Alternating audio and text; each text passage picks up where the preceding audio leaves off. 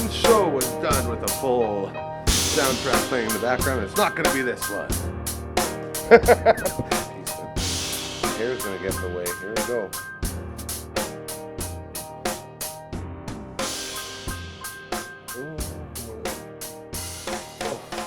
Well, earpiece. Earpiece going in. It's time for another Uncle Gramma's edition of Uncle Gramma Story Time Remix.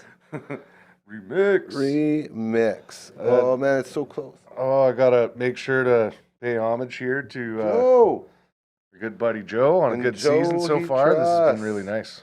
Yeah, you guys doing all right over there, hey? Not bad. Not bad. Lost a game the other day. Currently winning right now. As of the recording earlier this afternoon. Yeah. So, sweet. He loves the abs. What a ridiculous thing, hey? Loving the abs. Oh, I should have worn my jersey. It's game day. I'll be our audio tester. Thanks to Miles Canyon. Don't mind me now. Well, the plant was covering it there. Thank goodness. I almost had a basic You instinct. can see the berries through the trees. Woo! No twig. No, that's... Uncle Gramma Story Time. Uncle Gramma Story Time. That doesn't look like AI, brother. Is that AI? Yeah, that one was an AI. Okay, it's time to play everyone's favorite game. What did Uncle Gramma put into his AI robot that he keeps chained up in his basement to put out this picture? That's a Game. working title. Yeah. That's not working. Very witty. All right, so we got some good-looking cowboys here. Handsome jump. You know, the guy on the top left looks like the guy in the painting from Ghostbusters. That's kind of creepy. Yeah. It's not very bright. Yeah, it's a dark picture. Old, sexy cowboys going out for a night on the town. Well, that's kind of it. It has to do with the It always does. It always does. Go country theme. The old cowboys. So it's just like long-haired, bearded cowboys. Handsome. Smoking. About to go pick up some babes. No. Now I don't remember because I can't. I closed it. The AI's winning, ladies and gentlemen. It's happening. He doesn't even remember doing it now. Yeah. It's almost like it did it on its own. Maybe. Have you seen this boy? It's happening. Stop feeding artificial intelligence. How you doing, old friend? Good, man.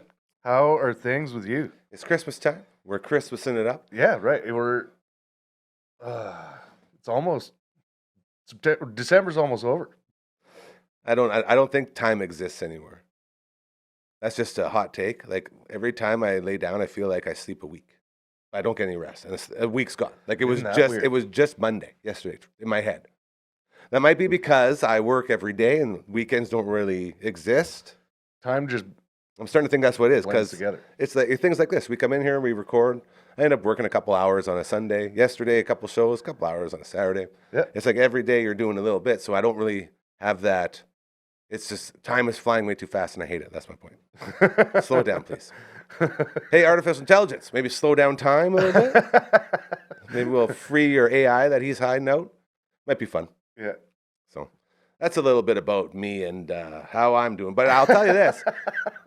This room, like I'm so excited. We've been renovating now for about a month and a half with this new Twitch stream studio. Yeah. And we're getting really close now. So I'm really excited. Moving along. I'm getting antsy. And I live in like squabble. You've been inside the ski chalet. You know, I don't need a clean place to live, but when it's working, like I like to have it nice, and there's just so much shit around here that needs to be moved so we can operate over. It's just a lot. Yeah, I'm ready to get out of here. Renos are tough when you're in a space where you can't completely like stop everything. Right? Exactly. Like, things still have to move, and you got to sacrifice for small periods of time. Yeah. Living in what, as you said, squabble? Squabble? Was that the right word? Squander? Squander? Squalor. Squalor. Yeah. Just I don't know. That sounds too close to Billy's scholar. In like a hovel. Like, you know, you make it. It's not hoarding. It's disgusting in there. That's what it is. It's just, there's only so many places to put things. Exactly. All my stress goes into this place, and then when it's time to clean and do all that stuff, it's done in here, and then I go inside, and I'm just like, oh, yes, dirt. Welcome back. Do I ever miss you? Yeah, so football's doing all right, eh? Oof. Man, the NFL is crazy today. That's what we're saying. We need quarterbacks to throw for yards, and they're not doing it very well. So right. By the time this is released again, it'll probably be, oh man, did Gary ever suck with his budget gambling? But we had fun. Took a nice break to record this, so this will be good. Yeah, it is kind of cool when you like, because I don't do the fantasy stuff. That's what keeps you in. It keeps you in and across the board too, right? Oh yeah. It's pretty interesting. I wonder if they have like fantasy for like cricket, because there's so much I'm cricket sure they do. that's watched. I'm sure they do. And like, I wonder what it is, because I saw this whatever documentary about the guys who own like darts that like 180. Yeah. So it's like that one Matchroom company that owned it, right? Yeah. Or owns it or whatever it is. So there's a documentary about it. It was really cool to see. But I didn't know that like darts make so much money. Dude, like, they get walkout songs, man.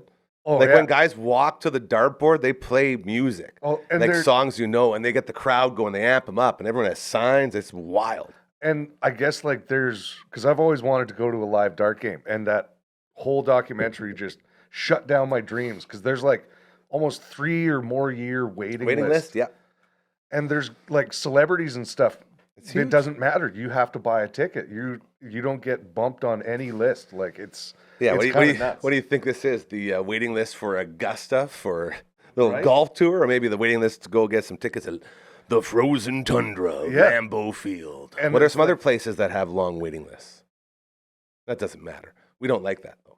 Well, it's the way the sport's done, and it's like they're showing how much money boxing made with all the pay-per-views and all the hundreds of thousands of people, millions of viewers. Yes, sir. And like they make this much money, and darts is like just. How you guys doing down there? Yeah, it's crazy. Yeah, 180 in your face. I would love to go watch a live dart game. That would just be that. Where do they do all that? Meow. Where's it based? It's all over Britain. Okay. And I'm pretty sure they probably travel around, but most of it's in and across Britain. Where darts matter. Yeah. Yeah. Yeah. Let's get that dart culture down here. Or over here, I guess. So awesome. Yeah, like show it to darts. There's a bunch of friends who play darts and have tough sport. Yeah. I love playing darts. I play with them all the time. I can't spin it. You gotta spin it. It gets crazy, especially like the digital ones, like the plastic tips. Because like you gotta hammer that in there. Well, and it's keeping score for you. Yeah. You're playing cricket, like cricket's fun, and like that's where you get really good. Man, darts is tough. Darts. I like to throw the old lazy Susan, just toss it way up. It goes, funk. It's a fun one. Everyone's always so hard and aggressive. It's like lean back and just. Oh, if you can like lob in like that's what I try to 20s. Well, dude, jeez, there's no control on those lobs. They're just lobs. Like half the time they don't hit the board. Right. That's how I play darts. I think that's fun. You know, how's the music going, buddy? You had some shows the last month or so. Yeah, there's Let's promote some shit. Well, yeah, I just been jamming, doing other stuff. Not really. Shouldn't have asked the question. I'm sorry. Preparing for shows or anything like that. Well, you did just finish another whirlwind life frickin' changing tour. Yeah. And by tour, I mean plurals. Yeah. But that's a good question. How many days did you spend at home over the summer? Over the summer? Yeah. This year, like I think it was probably 60 days or more, which is a lot. Because back in the day, it was not. It was like maybe 2 weeks. Yeah, if you're lucky. From like June to August. Yeah. A total of 2 weeks would be at home. Yeah. And I love doing that, but now it's just different now how things work. It's still a lot, but try and stay home more in June and September, but it doesn't usually work out that way. Life, man. Yeah. Life's hard. But that's what I've learned. Promoting stuff. Arcana Shows upcoming? Kings. Yeah. What's going on? Arcana Kings. Oh, there he goes. Playing with Took. Took. That's right. We talked about that with our friends from Intergalactic Sauces. Yes, who have put out the Took sauce. Oh man, I'm looking forward to it. Yes, sir. We love that good old Took sauce. That's December 29th at TCU Place. Arcana Kings opening up for the legendary guys in Took. Have you played TCU yet? Never. That's going to be cool, hey? Yeah, it's a bucket list, man. Absolutely. Look at them go. I like Saskatoon, that's really, it's going to be neat. I'm looking forward to it. It's a great venue in town here. And it's like the kind of thing where it's like, oh no, I have to clean my drums. You have to look good. I can't just let them show up and stuff's Not got to look be good. Yeah. Our buddy LB, all war head engineer, our the host of the 13th Melon here on the network. He sings in Fireside Singers. Oh yeah. So he is at TCU all the time. Cool. Fireside. Yeah, he does I think he's like a tenor. It's like one of the 3 tenors. Oh, I can and see he that. gets low like this when he sings. Oh, very yeah, cool. I can picture that. Man, it's wild. That Fireside, you ever been to one of those? A long time ago, I think. It's very entertaining. Yeah. Huge crew out there. All right, so looks like it's time. Here we go. What you just saw guest. was dancing. That's what you do while you wait for your guest to arrive. We have a it's guest a pretty on. good dance. Yeah. If you can't it's like read the Macarena. the hat, what's it say? Rockin' Cowboy, Rockin' Country, Rockin' Cowboy. Rockin' Cowboy. Rockin' So, Cowboy. I got buddy Danny. Gonna be calling him right now. Gonna get our Danny on. We got our trusty headsets in here. Allow. Computers. Allow. Skynet. Again. We're just gonna get something going here. This is what they do. I'm excited. So, buddy Danny here owns a place called the Rockin' Cowboy Clothing Company. Badlands Outpost. Drumheller. Now recently opened up a new shop in Drumheller, Alberta. Yes, sir. Still has another shop in Vancouver, which is the original place, the Rockin' Cowboy Clothing Company. And make his way across the country. Saskatchewan next. Well, we'll see. We'll talk to him. He's just recently moved to Alberta. So here. He's at work Hello? right now. How's it going, buddy? Good, brother. How about you? Awesome, man. Right on. Good to see you. Another sunny Alberta Sunday over here, man. Nice. Nice. Got the Stampeders on the turntable, good times. Sweet City Woman? What record is this? Give me a second. I love the album cover of it. Oh, yeah. Yeah. From the Fire. That's Good Nice. stuff. That's awesome. Shop's looking amazing. The new Yeah, dude, you want a little tour? Yeah. brand new shop. Brand new shop. We just opened last Friday. Right on. So here's our little Christmas window display. Awesome. The piano there, that's our vinyl corner. So I got some old records for everybody. Oh, that's so cool. Got the record player there so they can test them out. Cool. Of course, our man there. The man. This is a nice addition to the place here. So he's got the fire going. Beauty. Miss Billy up Givens up top. That's what the store used to look like up there when it was Anderson Drugs. It's a 108-year-old building. Wow. There's our boot wall. So we got Dang. Look at those boots. ostrich, some gator, Yeah, buddy. python, Python boots. Yeah. shark. That's shark skin. Holy shit. Nice. I didn't know you could get shark boots. Oh yeah. So everything to the right's men, everything to the left's ladies. Got other boxes around. Some longhorns. Right Wow. there. There's our Awesome. cash desk. There's Yeah, the desk. dude. It was a ton of fun. This is our shithouse change room. Our bison jaw. That's amazing. Yeah. So. Very cool, man. Oh. Very Thanks, cool. brother. Yeah. New and vintage back here. Wranglers. All kinds of stuff for everybody. We just got our leathers yesterday. So Oh, we do wow. our own. We designed our own leather jackets. This is kind of the showstopper here. Cool. Are you So kidding? tear on, fringed out biker jacket. Oh, Dude, how much work goes into that process? It was more of a design, and then we had them made, but it's everything's a work in progress. So we're Yeah. always updating and up. This one here, we just basically stole an old Levi's jacket cut and made it. It's about finding the right leather, though, right? So That's we find the good stuff. We could do our own fringes too, so that's all Rockin' Cowboy official stock there too. wow. Yeah. So welcome to the Badlands Outpost, man. Woo, that's amazing, dude. Yeah. and you guys like motored. Like this looks amazing. How Well, long have you dude, been there now? we got here September 23rd, and like I hadn't even been to the new house yet. We started pulling the carpet out. So we pulled all the carpet out, and underneath the carpet was, of course, asbestos tile. Oh, So then we had to get that out. And then from there, we discovered that the back half of the store was an addition. Like I said, it's a 108-year-old building. It was built as a drugstore in 1917. They used to sell ether and grain alcohol, basically, to miners. And so this back section was concrete, and the front section was wood, but it was about a 3/4-inch gap between the two. Hang on one second. Yep. How you doing, folks? Welcome to Rockin' Cowboy. Feel free. You got questions, just holler, man. I'm doing an interview with my buddy, but don't worry. If you got any questions, just fire them this way, okay? Sounds good. Thank you. That's amazing. Yep. So, Anytime you need to go, man, go. Perfect. Dig it, man. We're good. We're good. They'll holler if they need me. Okay. So yeah, so then we had to level it with screed concrete and epoxy and plaster and all that fun stuff. And then we did put the boards down, stained it, and the stain turned out like kind of a pumpkin orange. Yeah, it looks So great. my wife and I spent 2 days in here with about 5 gallons of lacquer thinner, scrubbing every board by hand and just getting pie-eyed doing that. Yeah, man.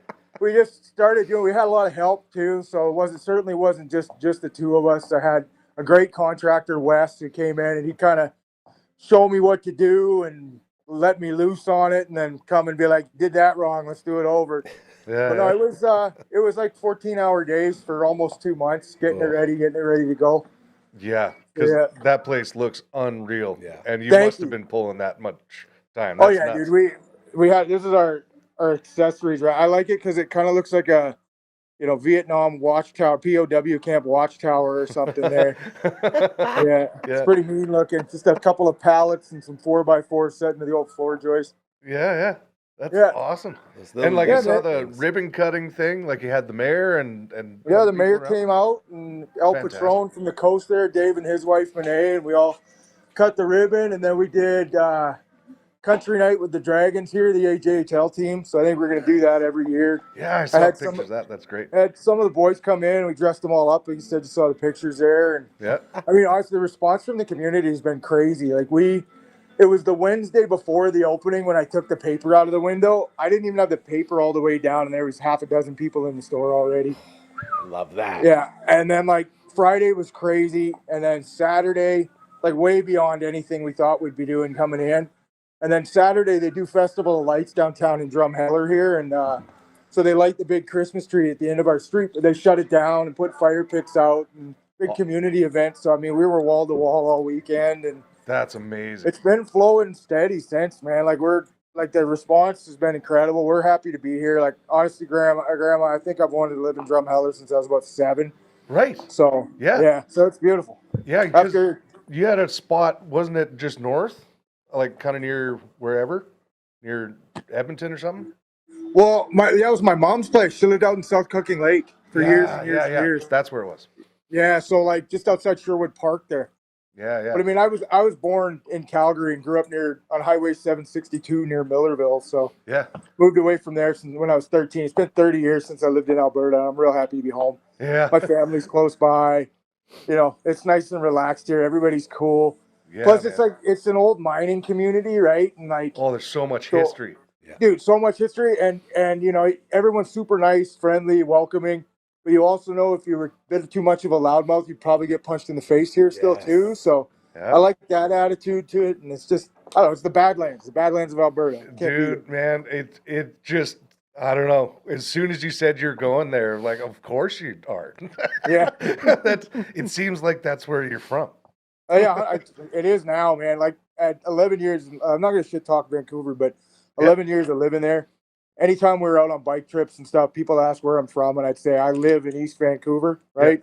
Somebody asked me now, I'd just say Drumheller. I wouldn't. It would be I live. This is home now. Yeah. It's become home very fast. So Love that. Good for again, you, we're man. real stoked to be here. So Really happy for you guys. This yeah, is man. amazing. How's it going on your end? Things are good. We're getting snow and it's cold. It's Saskatchewan, so it's just, that we complain about weather and that's we don't come out unless we complain about weather. So Yeah, unless you're drunk. there's been a lot of shows happening around here. Things are just kind of busy. Yeah, dude. They got it going on here too. Like we had the guys from Molten Lava came and played I saw in that. mid-October. That was so right. You know Tristan and Yeah. Liam, they're killer. Yeah. So they played at the sandwich place across the street, Heller Good. And Heller Good hosts a music festival in town here in February called Cold as Bones. Small venues, but everything sells out. Yeah, I guess they had like 400 bands apply for it this year. Oh, Plus you've got like Wayne Stock out in Last Chance Saloon there. You've Yeah, got up in Wayne, right? 100%. That's I think like 11 kilometers from here. Yeah, just over up through the hills 11 there. bridges of Wayne there. Yeah, and then Loud as Hell is obviously Right. killing it. And I mean, we went after the opening. We went to Neighbours Pub to a metal show, some Australian band called Psychotropic, something like that.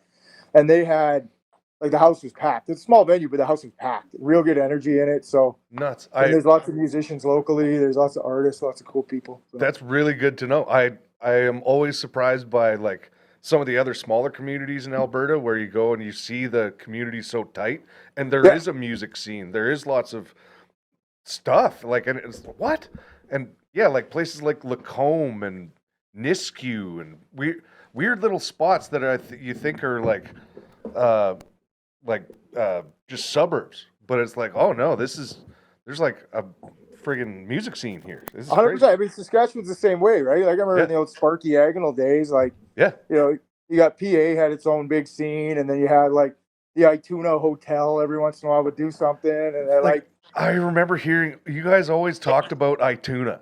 I'd never been out there, and it was like I can't testify to anything that happened in Ituna. Right, but like it was like a regular thing. I'm pretty sure I heard from all these different Regina bands.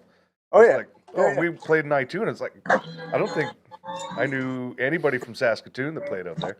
Oh no, doing this is Red. Just doing an interview with a buddy of mine here for his How's it going, man? Feel free, brother. that's awesome. That's Red. He Awesome. bought this beautiful Beretta jacket off us when we first opened up here. Oh, cool.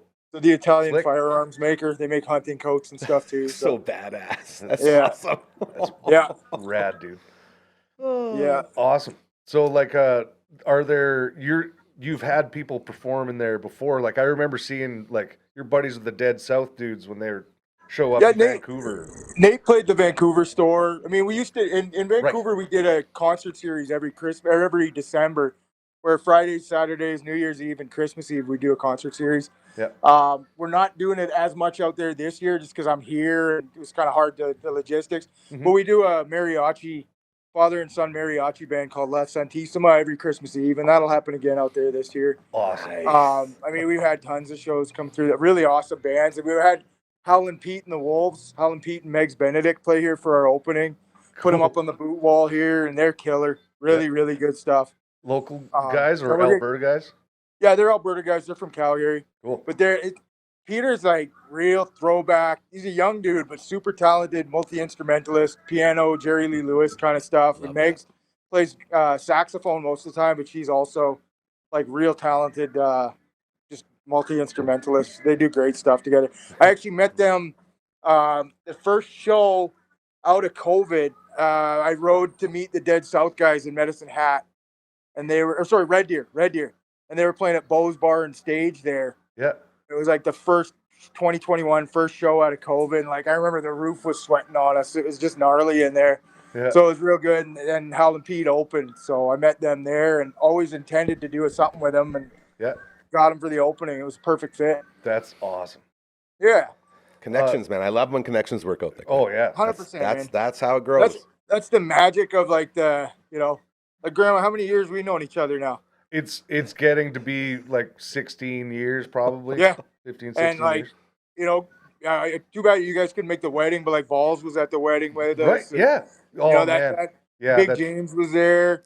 Like the band, he's out here now too. Hey, Big James is in Calgary, and his wife actually, she's my sister's hairdresser in Okotoks. Like, good. The weird vortex of the Canadian metal world as it pulls you back in, and like everybody's kind of doing their own thing. But a lot of guys have started doing kind of outlaw country type stuff now, or like what Balls is doing at the church there is just incredible. Yeah, man.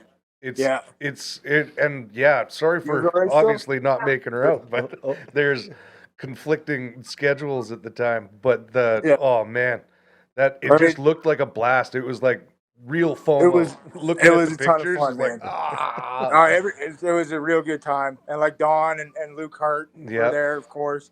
Hell yeah. I mean, we did like speaking of Canadian metal scene, like hard loss earlier this week. I don't know if you guys heard about Adrian. Yes. Yeah, we From did. Yeah. She was such a spark, man. She was just the most beautiful human. I remember, like, she was in an all-girl punk band. When I say girl, I'm talking like they were 14, Oh wow. and they were playing way back in the day when it was like Dirt Bread and Scarfire and stuff. Yeah. They were playing shows with us, and like she was just a monster on the bass. Yeah.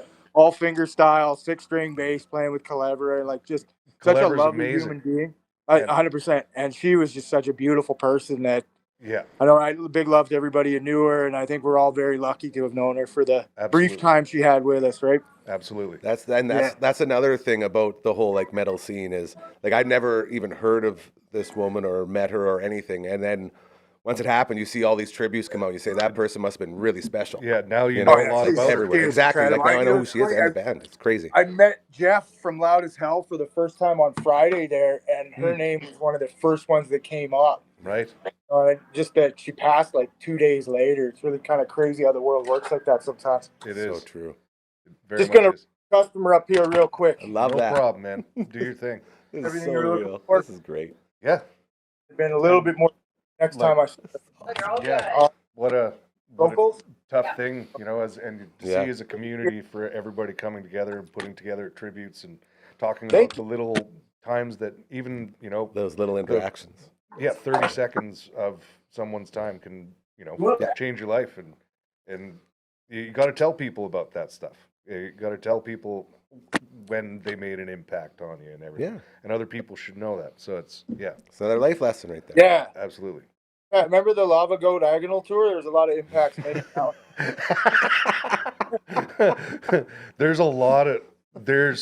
It's crazy how all of us have somehow kind of put a lot of it together in like chunks, because there's certain people who don't remember certain things, and we all kind of tried to put together. I just remember trying to sleep in the van. Not Good worth luck. it. I should have put my Lava Goat shirt on again. Yeah, I should be prepared. I should always wear my Lava Goat shirt for every episode, just in case these moments pop up. Then I go like this. Instead, I got my the dungeon, the Heart Dungeon Oh yeah. shirt, the Legend Maker. Yeah, Yep. wrestling for the boys. Emily Powder, That's right. thank you so much for coming in. Alberta royalty right there. Absolutely. Right. Lived in a castle. That's We right. had- I do have a. Do you guys remember Fred and Barney's in Drumheller there? There's No, I know Barney's Adventure Park out here now. Oh no! It's Fred and Barney's was an all-you-can-eat buffet, Uh-oh. and we used to head on out to the Warped Tour when it first started. Back when it was all of our favorite bands. Like one year you were getting like NoFX, Pennywise, Lagwagon, all this stuff. The next year you're getting like the Rancids and all these guys, and it was a good like 4 or 5 year run where Warped Tour was just the greatest thing on I earth. remember one year when it was at Race City Speedway, and I got the first fucking sunburn of my whole life. And they ran out of water halfway through Oh, the dude. day. It was crazy. I was a punker guy, so of course I had a t-shirt on, and it was like 50 degrees at Race City Speedway. So gross. But it was worth it.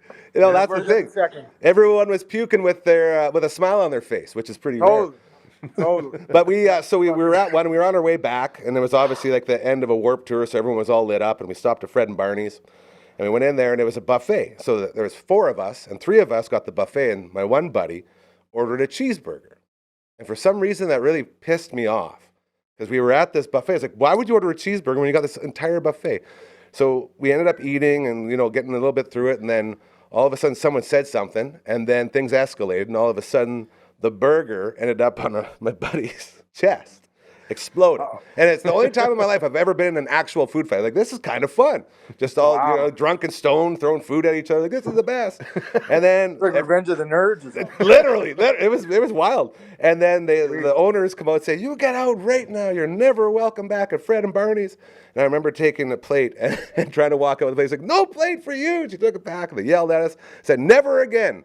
So we had a lifetime ban from Fred and Barney's There you go. for the next couple of years on our way That to sounds Warped like Tour. Lloyd Minster. You remember Lloyd Minster, Grandma? Another little food fight? The cooler and the, what was it, like the Aladdin Motor Lodge or something. We just about killed Donnie Turner and Yeah. threw up on Graham. Oh, Oh, yeah, it was rough times. Oh. Men hotboxing the bathroom. that was, it'll go down in history as the one that night. That was a rough night. Yeah. How many I times have you think been we puked played on? in like a Chinese food restaurant or something in Lloydminster, Yeah. Alberta, or Alberta side of the bridge. Owned by guys from Newfoundland. Yeah. I just remember you booked that tour. Yeah, I It did. was you who did that routing. Yeah. It was Lloydminster, and I owe then you one for we that played at like DV8 in Edmonton Nice. Yeah. and slept in the parking lot. Yeah. And then I think we were lucky. We had my sister's place. And then we went out to my mom's, I remember. All of us. She Yeah. took us all in. yeah, and Aaron wasn't feeling so hot. No, Aaron, we thought our drummer was dead. No, that's never good. No. I just remember being in Calgary, and it was like finally we were playing at a huge venue, like Distillery downtown was awesome. Yeah. Or Distortion or whatever it was. Yeah. And then it was like, oh, this is gonna be sweet. And they're just like, you should go find Aaron. And he's just hanging out the truck. And it was like an inhumanly amount of fluid Oh, no. just all Oh, across God, the it was parking awful. lot. It was like, That was did that all who come from released him? that? Was that because I remember T-Rez was there, like Mares de Tres Tres, and they headlined. What was the band called? It wasn't Divinity. What was the other band? They're Oh, killer. Super exit strategy. Exit Strategy. Yes, Yeah. correct. That's like Casey and Greg and Joe and yeah. Oh, Yeah. they're That was a bad awesome. show. And then we did the Calgary Metal Fest there too. I think in 2013 or 2014. That was Agonal's last show. That So was it the was- last show. That was the last show Agonal. So I think you guys, Sparky was on it, Endusk was on it, we were on it. At Guys are dirty. Dickens? Yeah, no, we played at the same place. It was the in same place. basement there. Yeah. Yeah, it was a long weekend too. I flew in for that because I was working up north, in northern Ontario. So I flew in for that show and was there for like 2 days. I flew back to fucking Attawapiskat, Ontario from that Oh gig. yeah, you were up Jeez. north. You know, we were starting radio stations and teaching citizen journalism in the far-reaching depths of the James Bay coast. Yes. Living in the attic of a Roman Catholic church built in the 1930s. Dude. Yeah, That's crazy. it was a wild couple of years, buddy. No Yeah. kidding. So Yeah. I forgot to tell you, Gary. Danny's the closest thing you can come to a Forrest Gump in real life. Finally. I'd name a year, and it's one of those things that. What were you doing at that point? One of how many different friggin' things? Yeah, man, we had the tattoo shop forever, but I was doing the Yep. journalism thing. So I was with, Yep. at that point, I was with Journalists for Human Rights. So I did quite like almost 2 years in West Africa, all told, working over there, and then like a year up northern Ontario, and yeah, moved to Vancouver, started working at Adbusters and a couple different newspapers, and then found the Cowboy and realized it was what I was meant to do. That's awesome. Yeah, it's in dude. you. It is. It's 100%. It's the best job, best gig. It's creative. It's passion. We book shows. We put on events. Like we've done everything from wrestling shows to bike burnouts to sometimes both at the same time, and Yeah, lots of fun shit, man. it's So so sick. Well, we Yeah. talk all the time, like with this place that we started here, about how we're so grateful and thankful it allows us to continue to try to make the world a better place, or remind people, hey, don't be fucking assholes, man. Just treat others how you want to be treated. That's all it takes. Those little things, just trying to do a little bit of good. And just Oh, from yeah, hearing man. what you're talking about now, you've done a lot of good already. So I feel like karma's really helping you out here. I had a few things to work off. I'll say that much. Well, Working hey, on it 1% better every day. Right? I was gonna say, why do you think we do these things, right? It's our That's way to right. give back. We're grateful. We're still here. So Sure. I wanted to bring up the last time I saw you was when I was out with Savage Henry. We came and had a visit, and you gave me this hat. Yeah. And I remember we were walking through there, and Mitch got those boots, Yeah. which he wore a bunch. That was crazy. The super pointy ones, right? Yeah. So those are we're sitting in the van and he's talking about the boots, and I remember Corey's just sitting there like, oh, I should have got that suit, that green suit. Oh yeah. And he's like, I don't know. And then we're sitting at dinner like an hour later, and you posted that picture of Johnny Knoxville Yeah, he wearing the bought that green suit that suit. same day. Yeah. What, Yeah, what was that, like 45 minutes later? Something like that. He walked in just after you guys. And you know what? At the other store, we got boot boxes piled up by the front door. So Yeah. all I saw was the top of his head. And for some reason, I'm like, that's Johnny Knoxville. And he turned the corner, and sure as shit, it was. What? Super nice guy, real low key, man. Not like no rock star shit. He was just, he was looking for an outfit because he's the new, I don't know if I'm supposed to tell this, but Well, he's the new host of Fear Factor.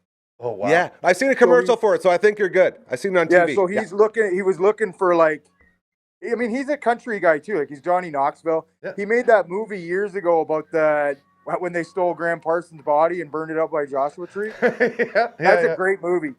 And like Dukes of Hazzard and stuff too. But yeah, so he was looking for something, and he tried on a few shirts, and he's kind of like wishy-washy. I was like, you know what? I think I got something that'll do it for you.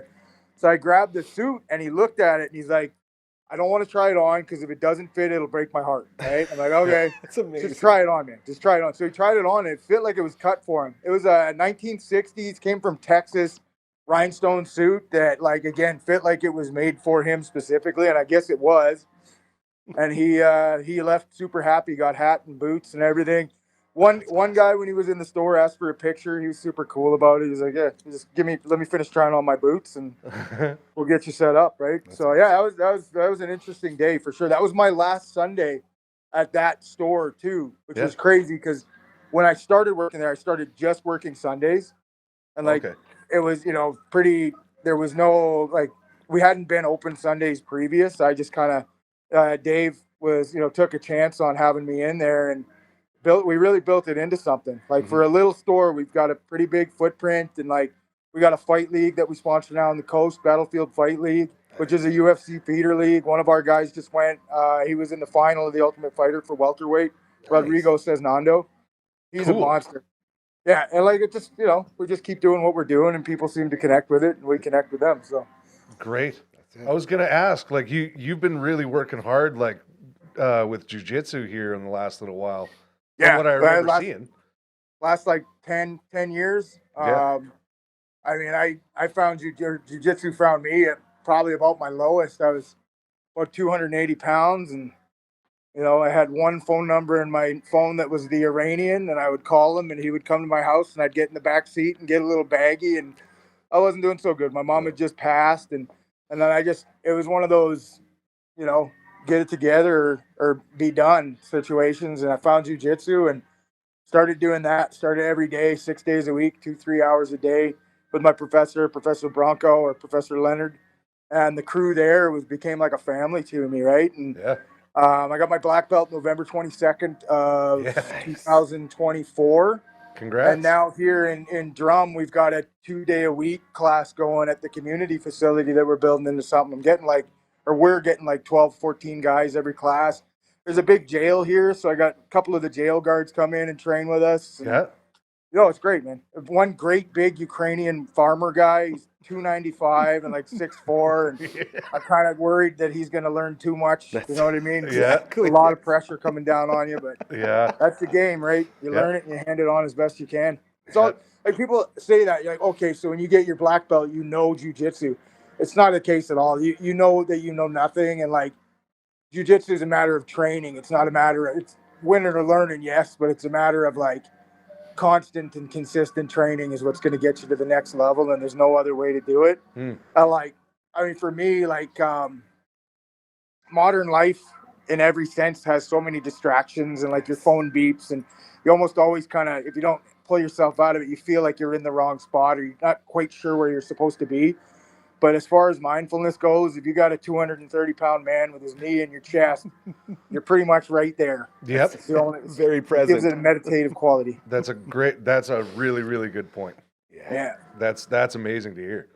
Cool, man. I love hearing stories like this stuff. Thank you again for giving us some time, because these moments, these conversations, they're so good for the soul, because we're at that point now at our age where our lives are full of guys that have gotten over that hump of should I keep going or not, and guys that are still down there. And it's so hard man. to look over and try to help people up. But at the same time, when you see guys that have gotten through it, it's like, okay, there's some motivation there. Absolutely. It's just every time we have these conversations, life gets better. So thank you very much, man. This has been Awesome, fantastic. brother. It's been a total pleasure. I love you, Grandma. Love you too, buddy. This is. I wish you nothing but the best, man. Like this is. And you guys come out. You guys come out and see what we're doing. We got a great big house here too. We got a full basement, bedroom down there too, and then above the store there's 3 Airbnbs. So nice. You guys come through town, and like I said, I mean, there's Neighbors Pub, and the guys from Loud as Hell do some great shows out of there. Yeah. And then I think for your Arcana Kings band would be a great fit out here. There's of course Last Chance Saloon. For big gigs, I mean, there's the Badlands Amphitheater here. I don't know if you've seen that place, but it's the largest outdoor amphitheater in Canada. It was built for the Passion Plays. So it's got like a old Jerusalem, Bethlehem set kind of on stage. Dead South Boys played there, sold it out a couple of years ago. The pictures are phenomenal. Cool. We went to a fireworks thing there a couple of weeks ago, and like I've been to the Gorge. I've been to a lot of the big amphitheaters, and this place is 100% comparable. So that's crazy. Rad. Yeah. Whatever. I didn't. Yeah. Time to book a tour, boys. How many times I've driven through and like, dude, I'm so excited to now like stop. Yeah. Yeah. I have a reason to stop in Drumheller again. Let's book 100%. something. We're right downtown for you, so come on through, man. Awesome. And you know me, you offer up a couch space, I'm just going to show up there. It's like you and Simon will be in your backpack. Yeah. You know it, man. I know it. We'll be able to afford our own booze this time. There you go. There you go. All right, well, I always got one for you. You know that. Yeah. I love you, buddy. Thank you so much, man. This is fantastic. Great chat. Yeah, great chat. Have a great day. Rock and roll, man. Happy trails. Cheers. Bye-bye. That's so good. So good. Man, we still rolling? Yeah. That was just amazing. Glad everybody got to be a part of that. There's his logo. I have it up on the Instagram thing. I've always thought that Danny's, like I said, he's like Forrest Gump. You can sit there. There is so much that I've learned from just being around the guy. He's just a wealth of knowledge, and it's pretty hilarious to like. It's like, oh man, I'm the guy that talks forever, and I only listen when I hang out with Danny until he starts asking me questions and stuff. Yeah, but yeah, I also just wanted to say another little thing about a buddy of mine yesterday, a guy that I met a couple of years back. He passed away with his, he was battling cancer for the last little while. His name is Brian Keeling. He was the drummer for David Graham and the Eskimo Brothers, one of the guys who had played with him at one point. And he was an amazing person, just a really, really humble, really talented, and just, I don't know, you could stand next to him. I'd never met the guy, and I stood next to him and chit-chatted for about a half an hour. Didn't even know he was the drummer. And it was like, and then I sat back and watched him, and I was like, holy crap. And then somebody's like, hey, do you know who that is? And it's like, no. It's like, he used to play with like all these different bands. It's like, search him up on Wikipedia. It's like, he's got a Wikipedia page. Like, okay, look up. He was like the drummer for Fuel at one point. I think he did gigs like a part of a tour with Pink at one point. He did like all of the Shooter Jennings records. He was the drummer for Shooter Jennings, and it was like, what? And he was playing with David Graham and Sturgis, and yeah, we saw each other every day for like 12 days, and I don't know, made a really big impact on my life. He was very encouraging. He was a monster player. Like, he was sitting in with other bands. They're like, hey, come up and play with us. Oh yeah, just tell him what to do. Boom, got it. And it was like a real professional. Like, it was amazing to watch. He's an amazing guy. May he rest in peace. Everybody I've seen in the last little while has posted some stuff about him. Keep posting pictures and everything about your loved ones. Tell people about the stories that experiences you had with them. You never know, their family may want to hear them one day. You never know. This is obscure. I'm just saying this on a podcast where a lot of people may not see it, but he was definitely loved. And yeah, later, Brian. We'll see you next time, buddy.